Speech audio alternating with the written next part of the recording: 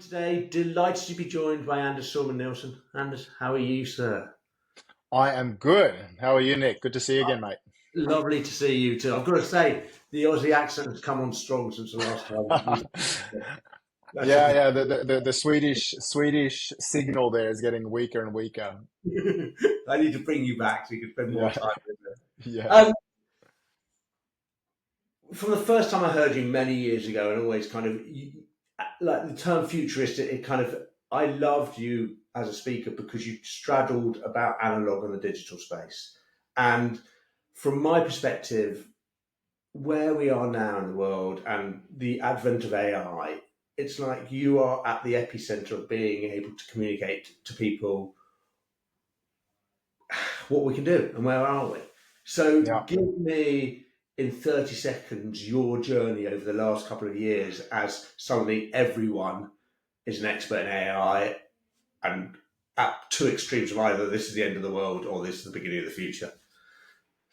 Yeah, so you probably would have remembered me from 2013. I think we met in maybe in Miami or in Cancun at an International Association of Speakers Yeah. Bureaus gathering. And at that time, I'd just come out with a book called Digilog, How to Win the Digital Minds and the Analog Hearts of Tomorrow's Customers. And while it was written in 2013, um, and one of Australia's largest, its oldest bank, Westpac, credits the ideas in the book with them moving from number four in terms of retail banking customer satisfaction to number one. Um, the person I really wrote this book for was my dear mother, who was trying to turn around a 104-year-old menswear retailer in Stockholm, Sweden. That's very much my, family business background, and so I guess I got to straddle this world of being a futurist and working with the Apples and the Metas and the Googles and the Microsofts of the world, but also very much being on the ground and dealing with, change management in a quaint little haberdashery in Stockholm, Sweden, and seeing all the fight back against, digitization. And my mum always says, the digital future, Anders, feels so digitally dehumanized. So there was always this sense that, culture and the attachment to the analog physical world was so strong that you actually, endangered essentially the survival and a digital future for her business. So Mm. I guess as a futurist, I've taken up more than 30 seconds here, but, as a futurist, I like to say that I'm a bit of a, traditionalist and a little bit of a humanist at heart. So, no matter who we work with around the world, I always have a lot of respect for where people have come from, their brand heritage, their DNA. And I always say it's not necessarily, even in an age of AI, it's not necessarily about throwing away the analog baby with the digital bathwater. It's about doing the really humane stuff really, really well, but then also, scaling our digital empathy through the advent of AI as well. We can get back to the dystopias, utopia conversation as well. So therefore, do you think kind of does it frustrate you that we kind of it's always pitched as a binary thing, kind of it is either analog or digital, and there's no kind of we seem to struggle as kind of as individuals and as a species to be able to take these two things and combine them together. Yeah, I mean that's why I call the book Digilog, and this is before people started talking about phygital or digital, etc. It was really the first sort of Yeah. embedding of this terminology of the fusion of the digital and the analog worlds. But yeah, they're certainly not an either or. I do think we need to approach AI in a responsible fashion with an AI, what I call an AI growth mindset. A quick cap nod here to Carol Dweck's work on the growth mindset concept. And that sort of psychological concept we've sort of taken and gone, hey, let's throw that at AI, because so many people just stand there and, metaphorically put their head in the sand and go, hey, I want nothing to do with this. A little bit Mm. similar to my mum not wanting to embrace the digital world. Now you got, fuel on fire with AI. And just to give you a little bit of a sense here, agentic AI now is doubling every 3 to 7 months, which means that if you're skeptical or if you're just sitting back waiting, thinking about whether to deploy AI and see where this thing is going to go next, in 1 quarter, your competition is 2x in front. In two Mm. quarters, they're 4x, then 8x after 3 quarters, and 16x after a year. And so, this thing is moving at pace. it's not to say that we should build up massive cyber debt and do something foolish with this technology, because it is very, very powerful. But I think this concept of don't throw away the analog baby with the digital bathwater is a sort of term that many of my clients walk away with, while also getting curious about, the prospects of the digital world at the same time.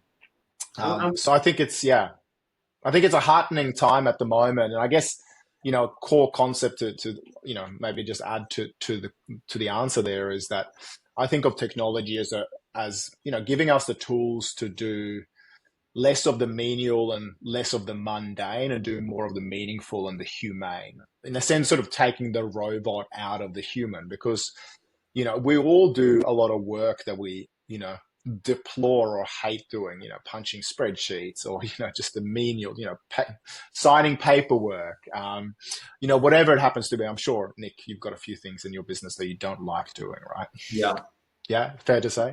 definitely.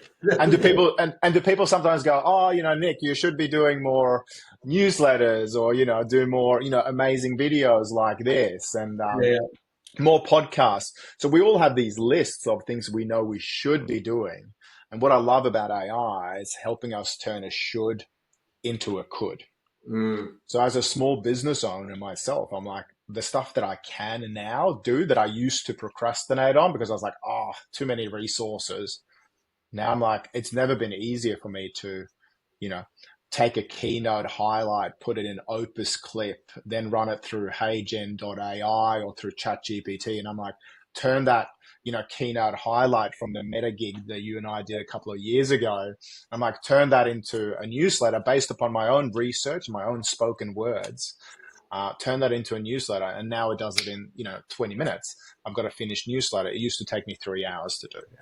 I get that completely. So let me ask, kind of in terms of the clients and the people you're talking to, has there been a mindset shift away from kind of what is AI to kind of everything has to be AI, to this more balanced view of kind of how do I use AI in order to help me enhance my business without taking away from what I'm really great at, which is hopefully being a good human being. Yeah, I think, like IT sometimes happens to be a bottleneck, but I think partly because of Microsoft and Copilot and a few major players, on whose platforms we work all the time, or Google with Gemini, etc. Mm. There's a few blue chip players out there that some corporates at least are comfortable with. So you are seeing organizations now actually, playing around with and experimenting with whether AI. There are, of course, laggards where they're like, no one gets to use ChatGPT around here, or whatever it happens to be. Yeah. Same old sort of, uh, great firewall sort of conversation that we've had for 10, 20, 30 years, where, then people start using shadow IT, etc., to get around these things. Yes.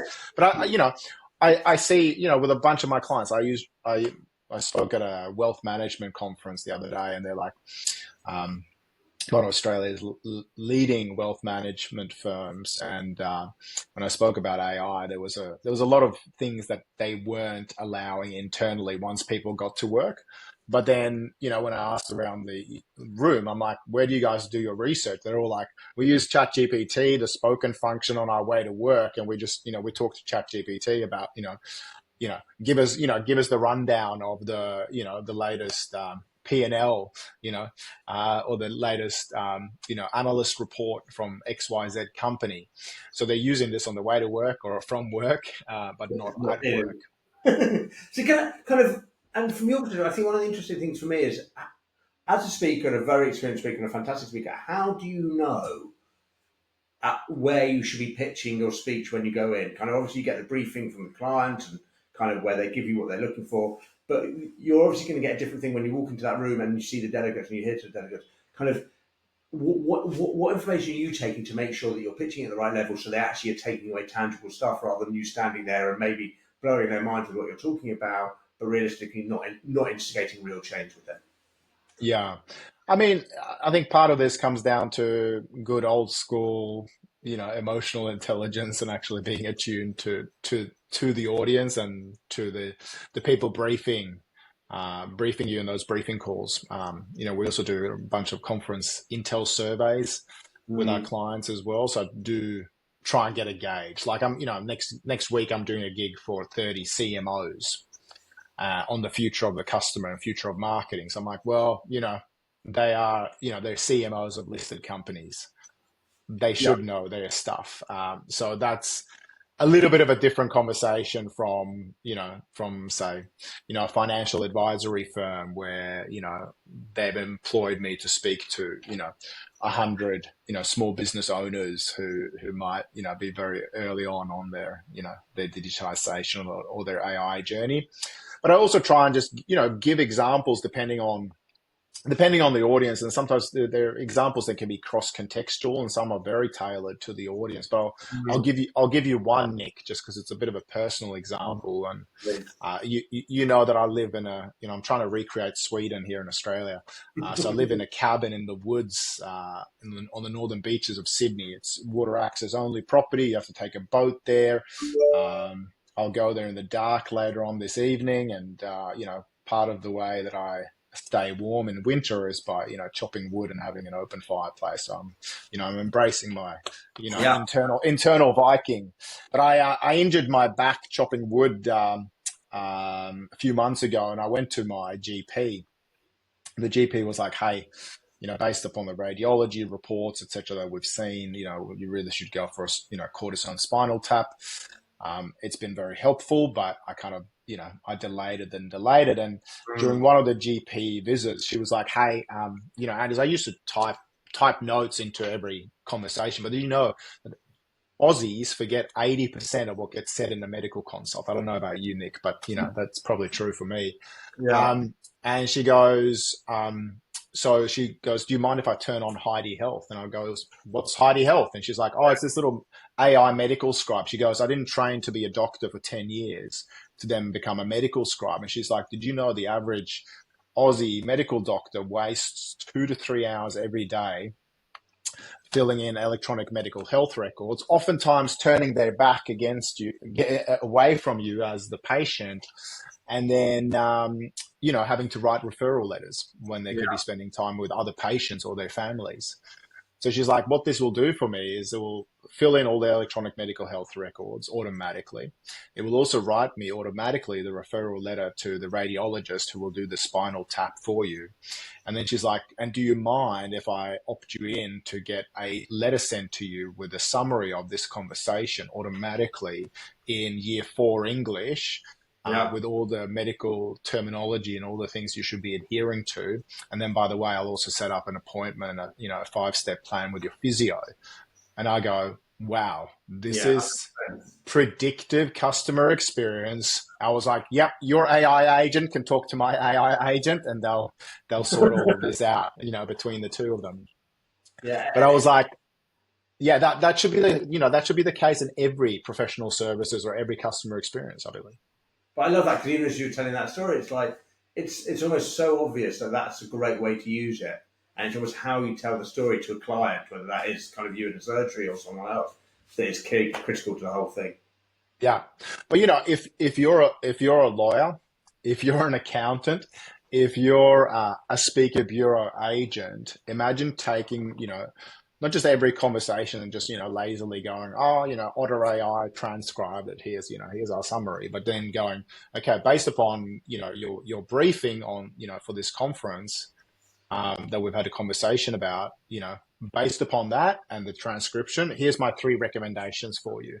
Here's their websites, here's the quotes, here are the testimonials. And this is why, I don't need to give you a list of 10. I'll give you 3 because they are bound to, be the best performing ones for you. Saves everyone time. Yep. And also, will we write for the client and give them what they want, and you can spend time talking about those people, which is what you really want. Exactly. Anders, it's been a pleasure. Thank you so much for that quick dip in. Lovely speaking. I look forward to chatting again soon. Yeah. Thanks, Nick. No worries.